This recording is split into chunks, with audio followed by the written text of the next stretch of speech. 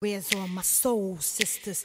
Let me hear your flow, sisters. Hey, sister, go, sister, soul, sister, flow, sister.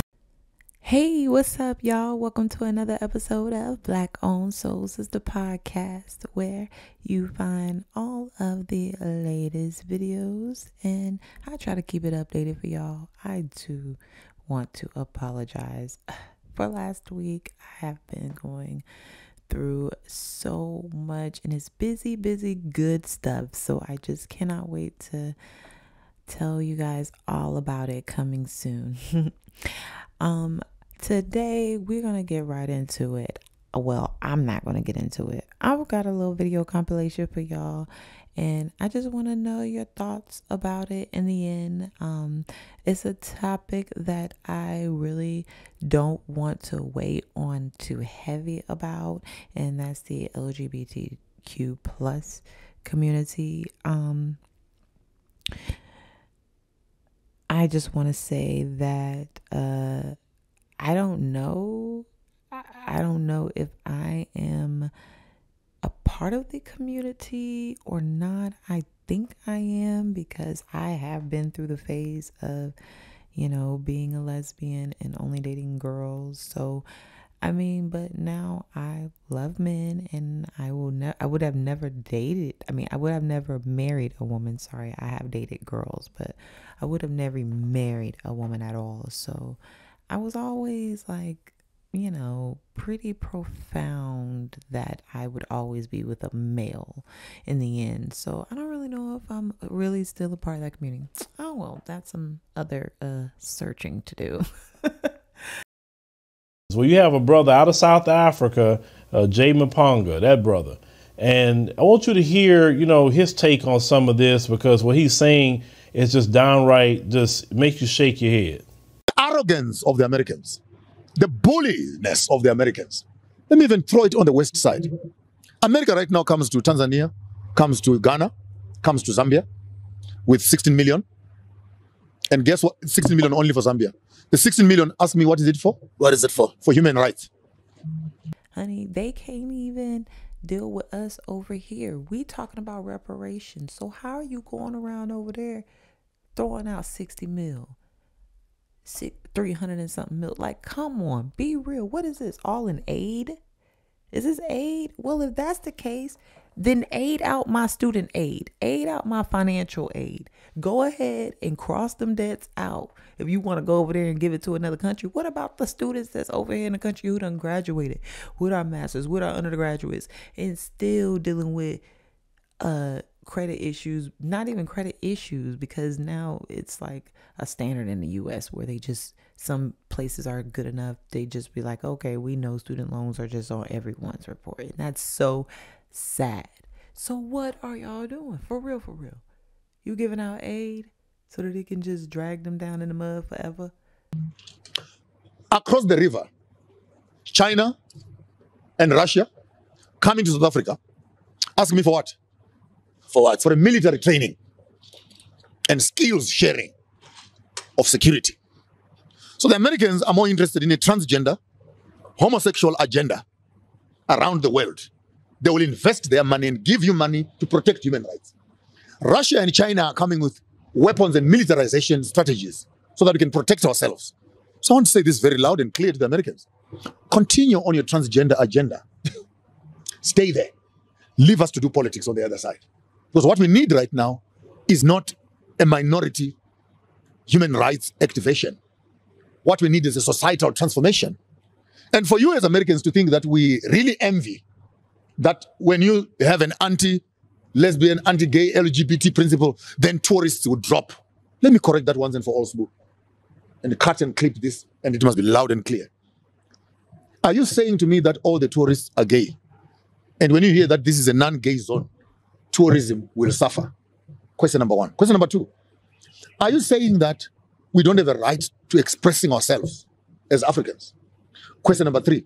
If democracy means majority rules and majority votes against a principle, then why won't you allow that to become law? Are you saying the minority must manage the majority, or the majority must manage the minority? Then if that whole ideology is wrong, then take democracy in a nice black dustbin bag and throw it outside. Because what you are telling us is by the people, for the people, with the people, and all those slogans you hear, what democracy represents. If we are 10 in the room and 9 people say no, and one person says yes, democracy says you go with the majority. So if we say we want to make Africa democratic, and the demographics of our democracy says no, then why do you philosophically want to manipulate the will of the majority to favor the will of the minority? Then this is where it really gets confusing to me. Because you're selling me one thing on one. I understand this democracy because it is based on the principle 1, 2, 3, 4, 5. When it comes to practice, no, you can't practice it like that. Then what do you want? I'll start.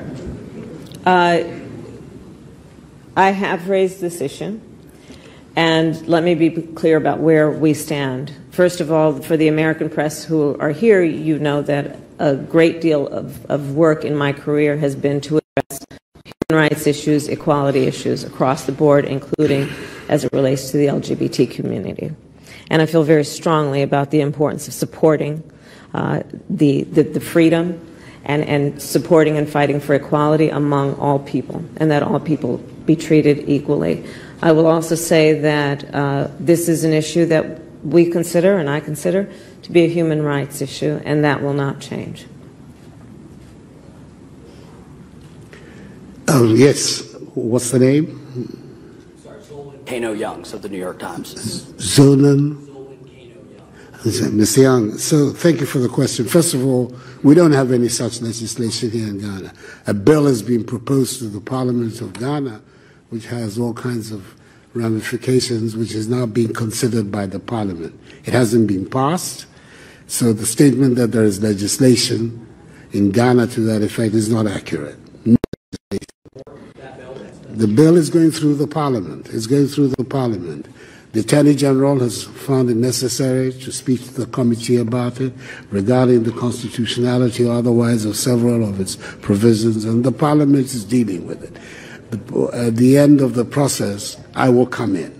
But in the meantime, the Parliament is dealing with it. And I have no doubt that the Parliament of Ghana will show, as it has done in the past, first of all, its sensitivity to human rights issues, as well as to the feelings of our population, and will come out with a responsible response to the proposed. The legislation was a legislation that is being provided as a private member's bill.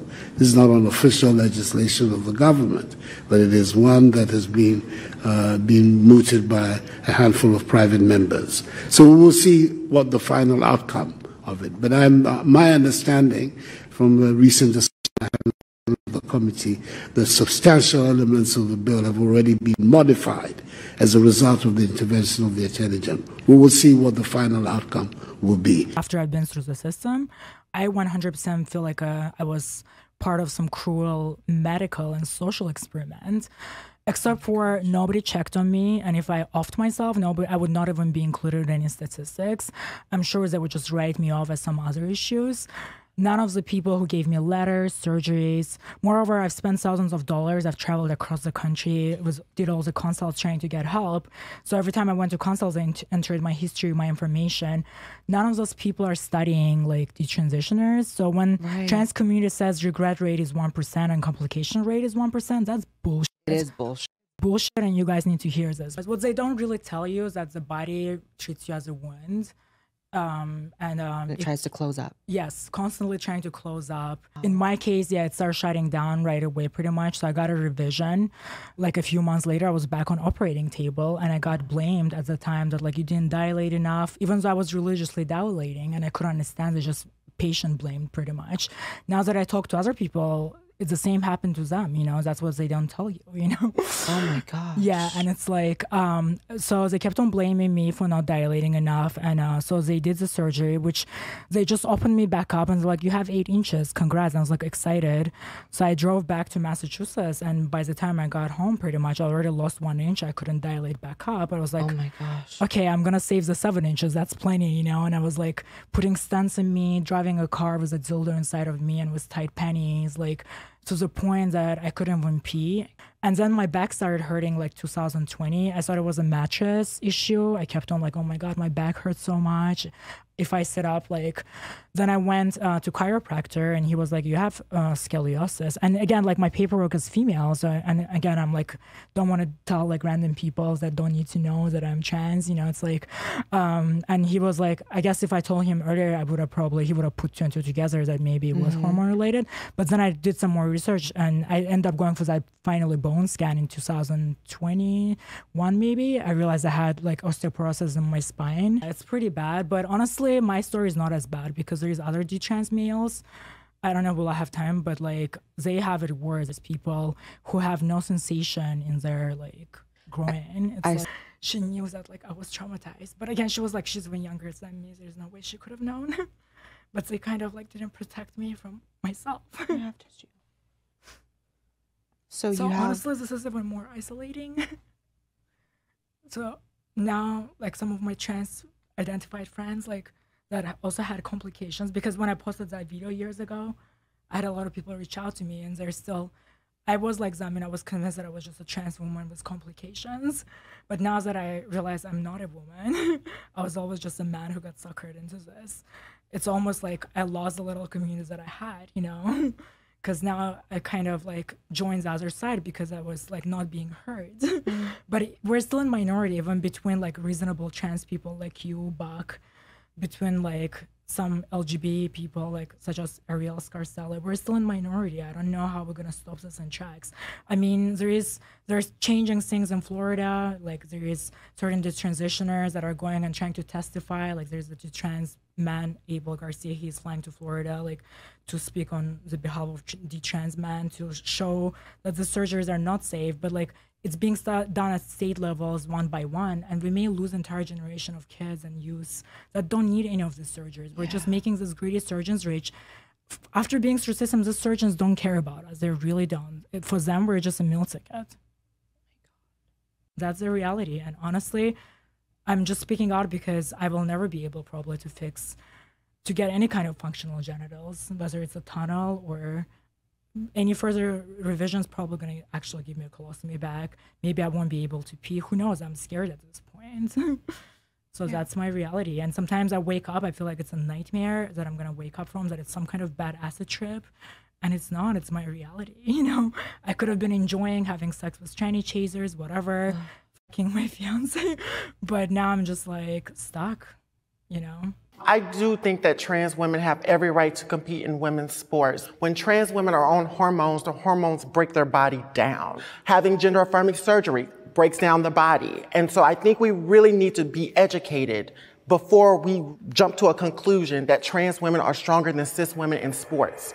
Lizzie, what do you think about this? Seriously, your thoughts on Dylan Mulvaney? She is a man. Yes. Wearing a bra, like a sports bra, promoting a sports bra, without any breasts, of course, because he's a man. She's a man, sorry. Well, I'm absolutely appalled by this, and you know what? When I speak out, I'm made to feel I can't speak about this, and I'm proud to be a woman, which is an adult female, just in case you're wondering, Sam.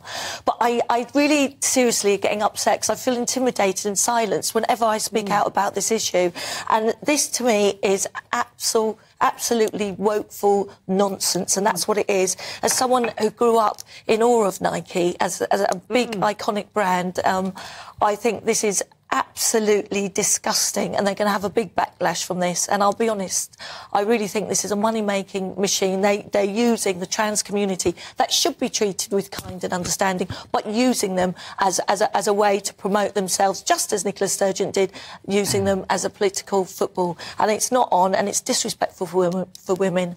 And you know what? I've really had enough of it. I've had enough They're of it. raising women. But to me, the way Dylan behaves in this video is a caricature of a woman anyway. It's all a bit, and it's like, well, hold on a minute. Sorry, that's actually taking the proverbial out of us. What do you think, Sam? I mean, you must be supporting this. Well, this is Dylan Mulvaney's brand. You know, she is she's a comedian, an actress. Do you know what I mean? This is these, and I've worked with a lot of influencers. Brand partnerships like this are their bread and butter. Like she did one with Bud Light last week, and then was slated for that. And Kid Rock did a video where he's shooting a case of Bud Light with an AK-47. I mean, this is. This has nothing to do with her. It's not her problem. And I think you know, and this is and all that happens. Like, for example, I went on the GB News Instagram account this morning because Dan was talking about it this week with Sharon Davies, and underneath the comments were, he's a freak. Dylan Mulvaney is one of those people you'd gladly punch for nothing. That's an it, not a she. It's a thing. Like, listen to me. So it is. Whereas this person is a 26-year-old person, and they are trying to, you know, rich. Well, like, rich. Well, they might be doing very well. Are you about to make us supposedly feel sorry for this person? No, what I'm saying, this is the trans person wearing leggings. Everybody needs to calm the hell down. Sam, have you watched it? Yes, of course I've watched all of it. It's not a trans person wearing leggings. It is a trans person mimicking, caricaturing a woman. That's what she does in her videos. Promoting bras, sports bras for women. And as a woman, I find it so disrespectful, Sam. I find it so and why are you sticking up? How is it disrespectful? She has 12 million. She has 12 million followers, most of who are women who will buy this because she's been wearing it. That's what Nike see. They see 12 million followers, and they want. And all she does is talk about positivity and fun and laughter, and that's what Nike want to get into. It's raising women. It's not nothing. It's not raising women. It is. The rest of Nike's Instagram feed are all cis white women, or just cis women in general. Hey! Do not come into the studio and call me a cis woman. Otherwise, I would call you a cis woman. Cis women, do not use that term. Otherwise, I will eject you from the chair. A woman is a woman. I don't want to hear that again from your mouth. Yes, that is what the rest of their feed is. So it's nothing to do with it's something to do with her. It's like, it's not her decision. It's Nike's decision, and she's just doing her job. So I mean, I think the attacks that she's had for it. She looks like she's taking the total Mickey out of a woman. Have you seen her prancing and acting the way she is on that post? She's a comedian. Well, I don't find it funny. That's what her videos are. I don't find it funny, Sam. Wait a minute. Whether she's a comedian or not, the point is that Nike are using a biological man to promote something that is really a properly female product. And what does that say to the other amazing female athletes that they could have selected, like Riley Gaines and people like that, who, whilst Nike obviously don't mean to cause any offence, but the backlash is, you saw the video of what happened to Riley Gaines. Yeah. She was chased out of this after doing a speech. Well, I don't know what the context was for that, but you see, the problem with it is that it promotes and it reinforces this kind of thing, and that's the problem for women. And it's the biggest sports brand in the world. This is so wrong. But she's not. You've already basically so many laws have already been passed, like, you know, various different sporting bodies, as Sharon Davies was talking about, where trans people aren't allowed to compete. So now you're saying that they're not allowed to wear women's sportswear either. No, so they can't compete or wear women's sportswear. No, that's not what's been said. Well, it sounds like it. You're putting words into my mouth. You're not a ventriloquist. So tell me what it is. Should they just be erased altogether? I'll tell you what's being said here. You do not need to use a trans woman to promote bras for women, because women could promote that themselves, and they don't need somebody who is not a woman to promote that, especially when they want to gain access to her followers who love It's her offensive to women, and it's trying to erase women. Well, we'll see. It isn't fair. We'll see. I know I can still be a performer. I know that I can have a family. I want to be a mom one day, and I absolutely can. And that's why the narrative still has a long way to go, because when I was grieving Boy Dylan, I didn't know those things were even...